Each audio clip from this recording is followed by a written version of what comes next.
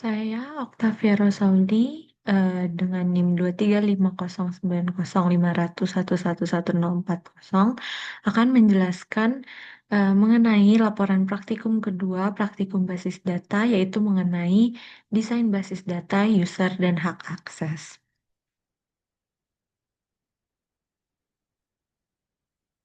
Untuk soal yang pertama, eh, terdapat beberapa soal untuk laporan praktikum ini seperti yang ada di layar. Kemudian akan masuk ke pembahasan jawaban dari soal-soal yang sebelumnya ada di eh, slide sebelumnya. Yang pertama, jenis-jenis key yang ada pada basis data. Jadi, key apa saja yang ada di basis data? Yang pertama itu ada primary key atau dalam bahasa Indonesia disebut kunci utama, yaitu merupakan satu atau kombinasi bidang yang digunakan untuk mengidentifikasi setiap catatan dalam tabel secara unik.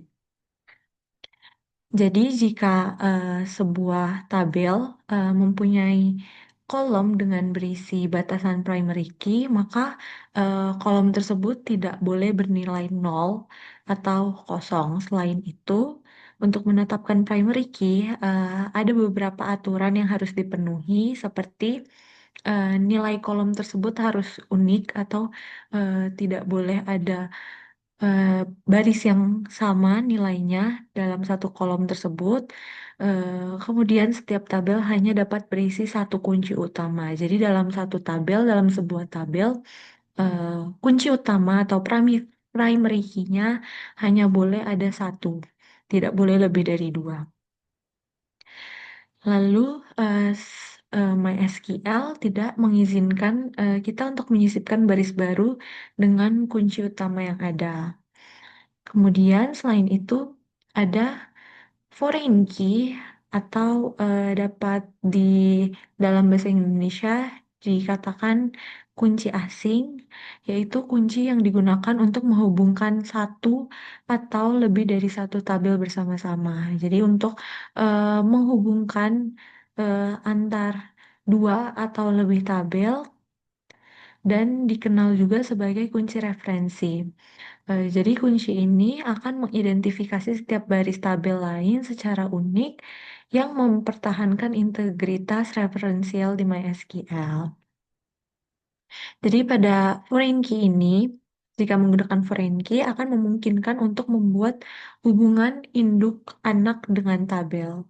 Dan dalam hubungan ini, tabel induk menyimpan nilai kolom awal dan nilai kolom tabel anak merujuk dalam nilai kolom induk.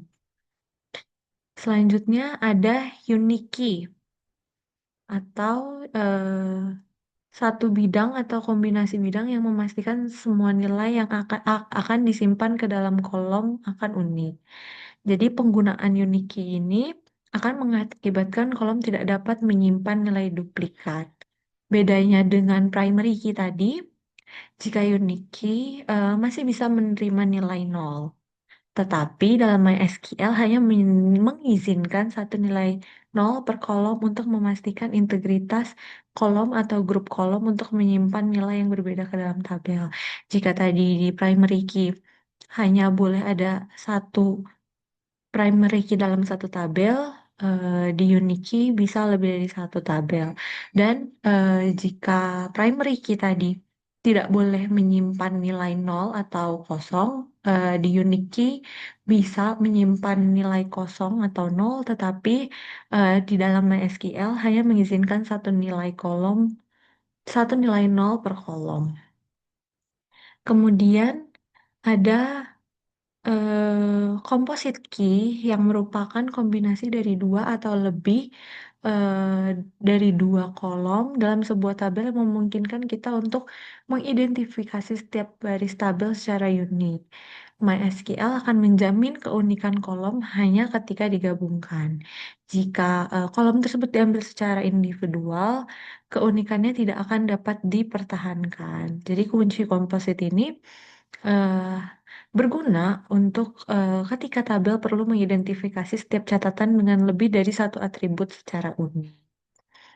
Lalu, apa saja yang ada pada data online foods eh, yang ada di Excel ini? Jadi dapat dilihat untuk kolom-kolomnya dari data online foods ini ada age, gender, marital status, occupation, monthly income, educational qualification, family size, latitude, longitude, pin code, output, dan feedback. Sesuai dengan penjelasan kunci-kunci yang sebelumnya sudah dijelaskan, eh, dapat dikatakan bahwa dalam dalam data online foods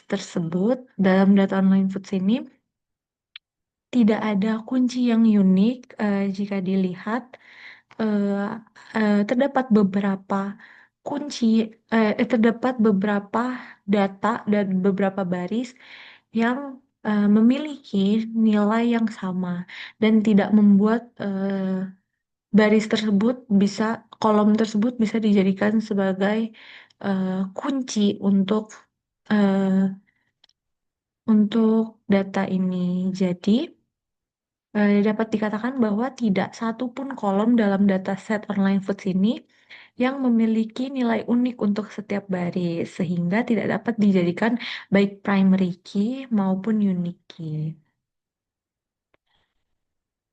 Selanjutnya, untuk jawaban nomor 2, dengan soal tuliskan langkah untuk melakukan import data online foods pada MySQL, lalu tulis query untuk memanggil data tabel yang telah diimport. Jadi langkah pertama untuk melakukan impor data online foods, kita bisa membuat database terlebih dahulu untuk kita mengerjakan eh, seluruh pekerjaan kita yang akan kita jalankan, yaitu dengan sintaks create database. Dengan nama database-nya adalah basis data. Kemudian di run, kemudian kita menggunakan use basis data untuk mengaktifkan database tersebut. Jadi jika sudah di-create database, lalu jalankan use basis data untuk mengaktifkan database basis data tadi. Eh, Kemudian pada MySQL, nanti di sebelah kiri MySQL akan terdapat skema. Jika tadi sudah kita aktifkan database-nya, akan muncul database basis data seperti yang terlihat di layar. Jika sebelumnya belum muncul database yang baru diaktifkan, maka bisa diklik refresh untuk memunculkan database tersebut di bagian skema. Lalu setelah itu, eh, pada skema database yang ingin dipakai, eh, bisa diklik kanan untuk memunculkan pilihan seperti di layar. Kemudian diklik tabel data import wizard pada skema basis data. Kemudian untuk mengimport kita bisa mengklik browse untuk mencari file yang akan diimport. Lalu cari penempatan file yang ingin diimport, file apa yang ingin kita import. Pada kasus ini, saya ingin mengimport Excel, Microsoft Excel dalam bentuk CSV, yaitu dengan judul Online Foods. Untuk diimpor, kemudian akan diklik, lalu setelah diklik nanti akan ada pilihan open, klik tekan open. Lalu bisa kita cek dulu file path-nya jika sudah benar, boleh diklik browse, diklik next untuk melanjutkan pengimporan data. Setelah itu jika sudah klik next beberapa kali, eh, akan ada muncul untuk menunggu mengimpor data. Jika sudah selesai, maka akan muncul pilihan finish untuk menyelesaikan import data, lalu klik finish. Setelah itu, pada bagian skema yang tadi sudah ada di awal, dengan database basis data, maka akan muncul tabel baru dengan judul mahasiswa MHS kelas B pada bagian skema database basis data.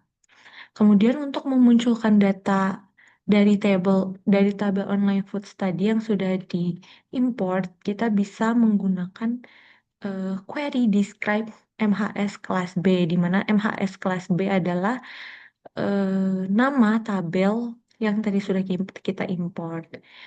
Kemudian untuk describe MHS kelas B nanti akan memunculkan informasi mengenai tabel MHS kelas B seperti tipe data, kunci apa saja yang ada pada tabel tersebut, dan yang lainnya.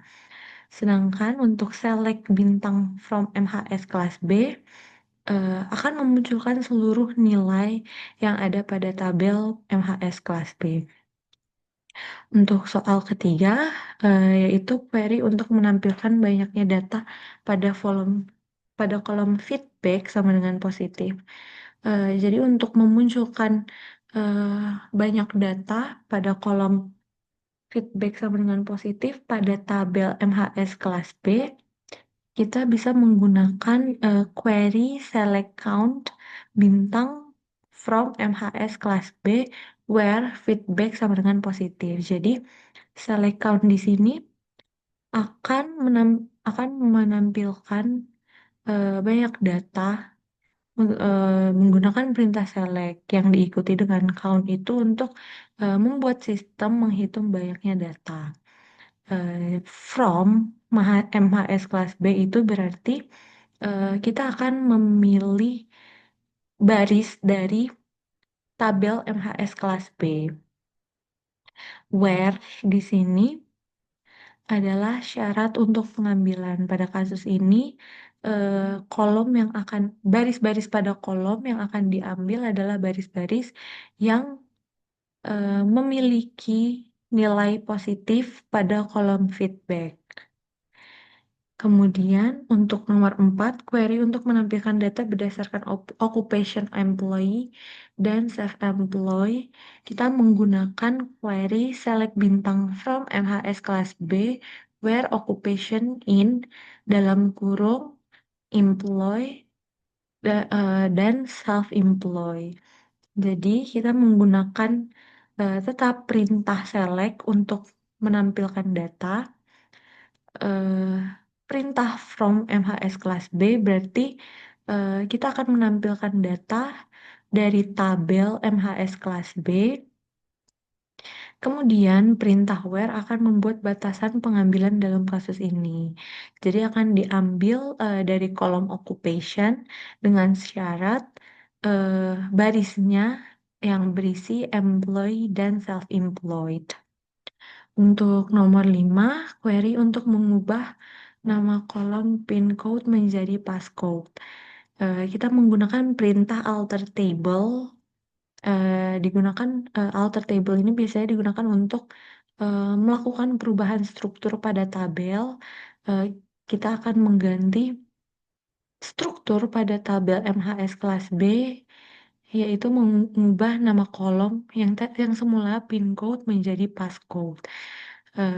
Dengan tambahan perintah change untuk mengubah nama pin code sebelumnya adalah pin code akan kita ubah menjadi passcode dan menyatakan kembali tipe datanya sebagai integer. Jadi jika menggunakan perintah change, kita harus menyertakan tipe data dari kolom kolom baru yang akan kita ubah. Kemudian untuk yang nomor 6, query untuk menampilkan banyaknya data dari setiap kategori pada kolom monthly income. Kita menggunakan query select monthly income. Berarti kita akan menampilkan data dari kolom monthly income count bintang, kita akan menghitung banyaknya kategori dari MHS kelas B menggunakan from MHS kelas B. Group by monthly income di sini akan mengelompokkan baris berdasarkan nilai unik di dalam kolom monthly income. Kemudian yang nomor 7, query untuk membuat user dengan nama dosen Basdat yang dibatasi dengan password statistika UB 2024. Kita menggunakan perintah create user.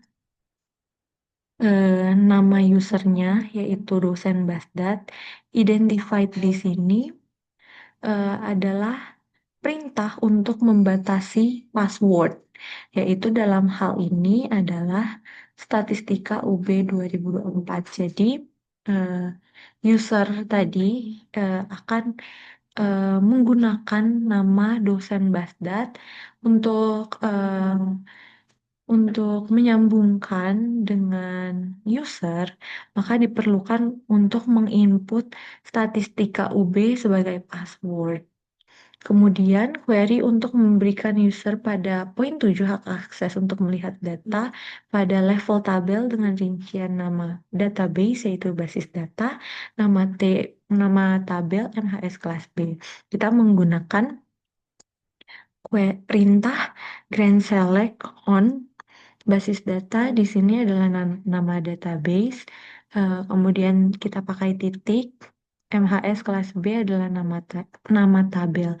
Jadi grand select di sini hanya untuk memberi akses pada user dosen Basdat untuk melihat data saja dengan eh, dengan level tabel dengan rincian eh, nama database-nya adalah basis data dan nama tabelnya adalah mahasiswa kelas B. Tuh di sini berfungsi untuk menyatakan kita memberikan hak akses ini kepada siapa, yaitu kepada dosen Basta. Perintah Grand Select adalah perintah untuk memberikan hak akses hanya untuk membaca data. Tidak bisa menulis, mengedit, atau menghapus. Perintah on untuk menentukan lingkup akses yaitu tabel MHS kelas B dalam database basis data. Kemudian untuk lampiran, berisi output-output dari input yang tadi sebelumnya sudah dijelaskan di bagian pembahasan. Seperti berikut.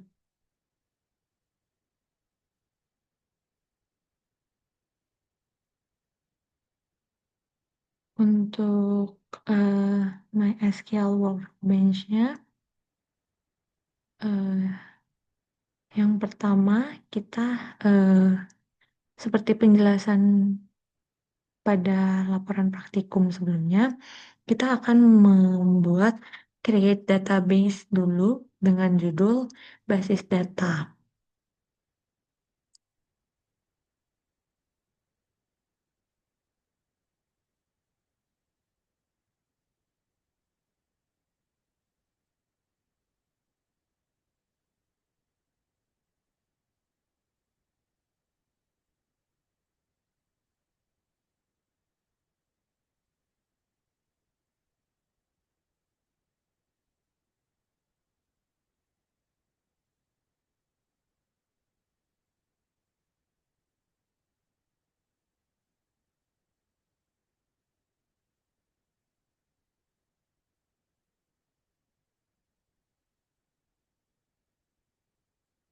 Kita create database, sebelumnya di sebelah sini database basis data belum ada.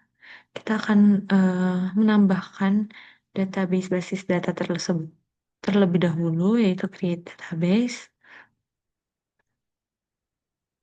use basis data, lalu kita klik refresh pada tabel ini, maka akan muncul database baru yaitu basis data di bagian skema. Lalu kita klik kanan untuk mengimport, pilih tabel data import wizard, kemudian browse, pilih online foods, kemudian kita klik next, kita ubah nama tabelnya menjadi MHS kelas B. Kemudian kita klik next, kita klik next lagi, dan kita akan menunggu data diimpor dari bentuk CSV ke dalam MySQL. Jika sudah selesai, kita klik next untuk melanjutkan. Lalu kita klik finish. Sebelumnya pada tabel masih kosong. Lalu jika kita refresh pada bagian tabel akan muncul tulisan MHS kelas B. Kemudian kita bisa mendescribe MHS kelas B dan akan muncul seperti ini untuk kolom age dengan tipe integer. Apakah boleh bernilai kosong? Jawabannya adalah ya. Untuk key-nya tidak ada. Dan yang lainnya adalah seperti ini. Kemudian jika kita menjalankan select from MHS kelas B, maka yang muncul adalah nilai-nilai seperti ini dengan variabel age, gender, marital status, occupation, monthly income, educational qualification, family size, latitude, longitude, pin code, output, dan feedback.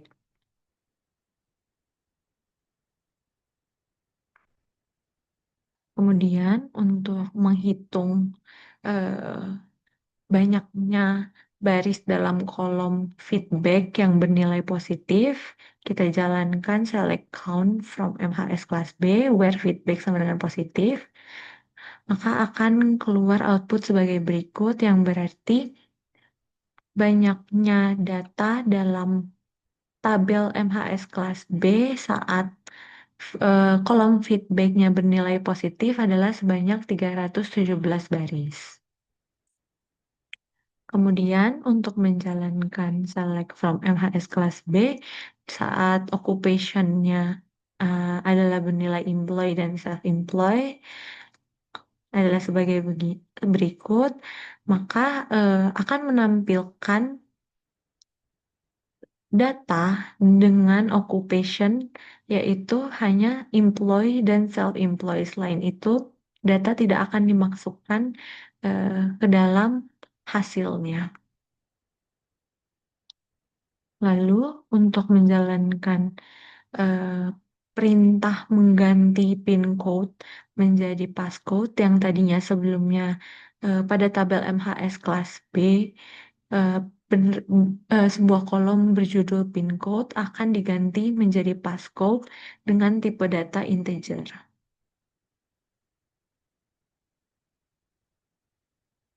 Untuk kita bisa melihat lagi tabelnya, kita bisa describe MHS kelas B. eh, Yang tadinya di sini adalah pin code menjadi passcode dengan tipe integer.